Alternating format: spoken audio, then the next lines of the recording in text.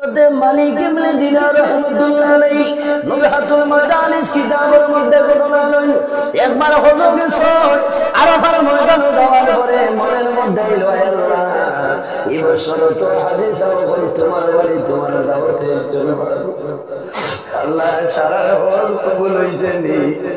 একটা বার যদি জানতাম মনত তো চলে আইলো তার মনে হয়েছে সারা মানুষের হজ কবুল হয়েছে নিয়ে খালসা জানতা ওই সময় রাত ঘুমাইছ সকলের মধ্যে যখন জানাইছিল মালিক ইবনে দিনার এই বছর যত হুজ্জাত কেরাম আমার বাড়িতে আইসরে রে সারার হজ কবুল হয়েছে লেকিন একজন মানুষের হজ আমি আল্লাহর দরবারে কোনো সময় কবুল হয়েছে না মালিক ইবনে দিনার ধরাই গেছে একজনের মাঝে হয়তো আমার লিস্ট হইতে পারে সারা দিন হয়তো আমি মালিক ইবনে দিনার বড় কষ্ট করে আইলাম হরর দিন ঘুমাইছ ঘুমানি করে সফল দেখো সফল জানাইলা ও মালিক ইবনে দিনার তুমি ডরাইও না ভয় করিও না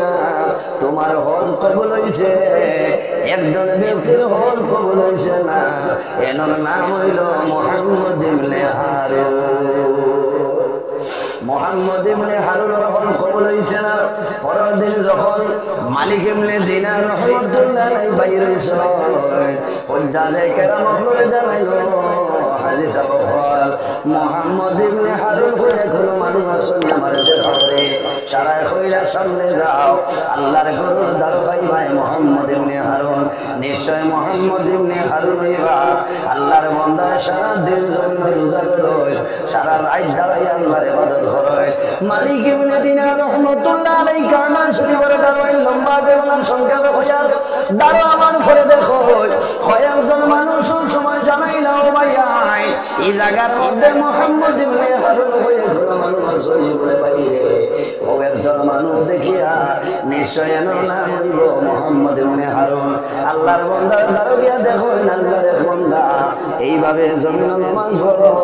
কিন্তু মুহাম্মদ ইবনে হারুনের টাকা তারা নাই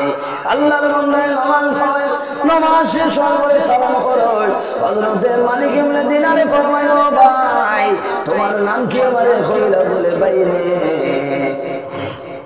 আমার নাম দিয়া তুমি যত কিতা করবাই বলে ভাই তুমি কইলাও বলে আমার নাম হইল মুহাম্মদ ইবনে হারুন হযরত মালিক ইবনে দিনারে ফরমাইলো ভাই আমি বড় চিন্তা করিয়া তুমি এত কষ্ট করিয়া জমিন আল্লাহর গোলামি করলাই কিন্তু আমি স্বপ্নে দেখলাম এই বছর তুমি মুহাম্মদ ইবনে হারুনের আল্লাহর দরবারে ক্ষমা চাইলা ওই সময় মুহাম্মদ ইবনে হারুনের বললো ভাই তুমি তোমার পরিচয় দে বলে আমার নাম হইল মালিক ইবনে দিনার ওই সময় মুহাম্মদ ইবনে হারুনের বললো আল্লাহর ওলি আমি একবার নাই দুইবার নাই এই বছর লাগাইয়া 40 বার আমি হইলাম কিন্তু প্রতি বছর ওলা বালা বালা মানুষের সম্বন্ধে গিয়ে আমার খবর হয় আমার একবার নাই দুইবার নাই এই বছর লাগাইয়া 40 বছর আমি হইলাম কিন্তু একটা বার আমার আল্লাহ দরবার কবুল হইছে না আল্লাহুম্মা সাল্লি আলা সাইয়্যিদি سيدنا مولانا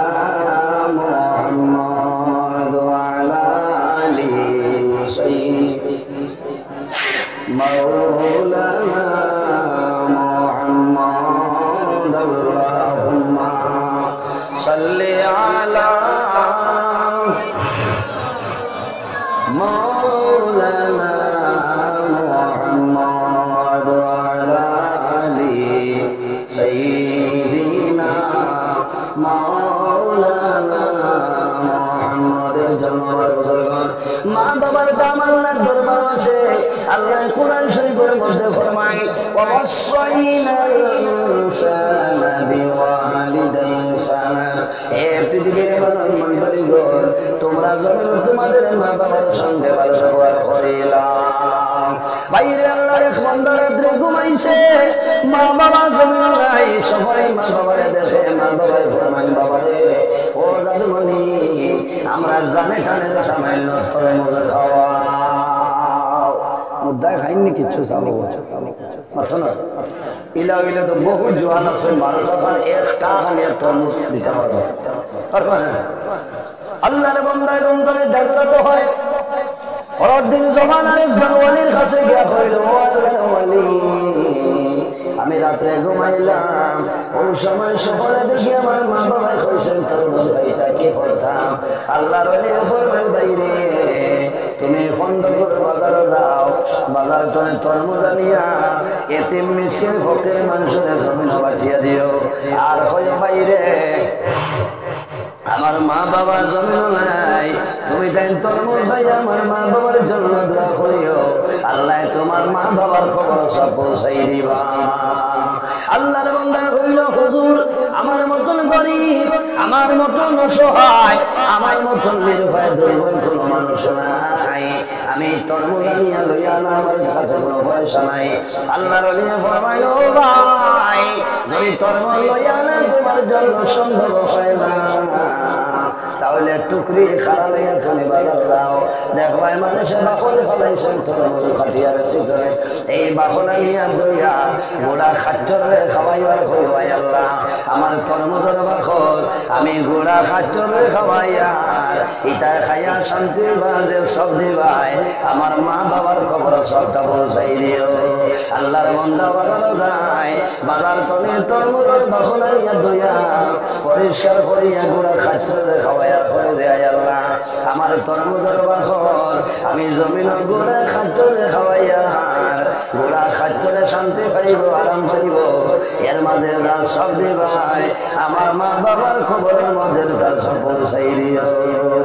আল্লাহর বান্দা রাত্রে ঘুমায়, ও সময় সকলে দেখে মা বাবাই হইতেছে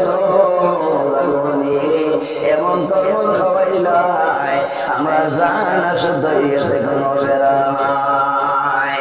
এর কারণে বাইরে জোয়ান মা বাবার জন্য দোয়া করিও। আল্লাহর হাবিব ফরমায় যদি কোনো মানুষে জমিনের মধ্যে হায়াত বাড়াইতে চাও, রিজিকের মধ্যে বরকত বাড়াইতে চাও, তাহলে মা বাবার খেদমত, মা বাবার সেবা করো। এই খেদমতের কারণে আল্লাহ তোমার হায়াত এবং রিজিকের মধ্যে বরকত বাড়াইবা। সুবহানাল্লাহ। বাইরে কিয়ামতের ময়দানে দুইটা জিনিস আমার শুনে সুপারিশ করব, এর মধ্যে একটা হইল ইয়াকুলুল কুরআন আই রাব্বি ইন্নী মানাতুল্লাহ। কিয়ামতের ময়দানে এই মাইজরাম লতিফিয়া মাদ্রাসা যে আল্লাহর কালাম কোরআন শরীফের খেদমত করায়, কোরআন শরীফে আল্লাহর দরবারে নিবেদন করব আল্লাহ আজ কিয়ামতের ময়দানে তোমার বান্দা বান্দির মাগফিরাতের জন্য তো দেও। আল্লাহ জানাইবা হে কালামুল্লাহ আমার বান্দা বান্দির জন্য কোন কারণে সুপারিশ হইলাম। আল্লাহর হুকুম হইব কোরআন শরীফের জবান খুলিব, কোরআন শরীফে কইব ইয়াকুলুল কোরআন আই রাব্বি ইন্নী মানাতুল নাওম। আয় আল্লাহ তোমার বান্দায় রাতে এসে নামাজ পড়িয়া যত সময় পর্যন্ত আমার তিলাওয়াত করছে না, তোমার বন্দায় খালি খাইছে না, ঘুমাইছে না, তোমার বন্দায় মাইজরাম এই দারুল উলুম মাইজরাম মাদ্রাসার মধ্যে কোরআনের খেদমত করছে, তোমার বন্দায় খেদমত করছে, আমার জমিনের সম্মান দিছ। আই কিয়ামতের ময়দানে তোমার দরবারে নিবেদন করিয়া আই তোমার বান্দা বান্দির জন্য তো দিয়া দে। আমার নবী ফরমায় আল্লাহ জানাইবা ও ফিরিস্তা আর দেরি করিও না রে, আমার বান্দা বান্দির তোমরা জন্য তো লইয়া যাও।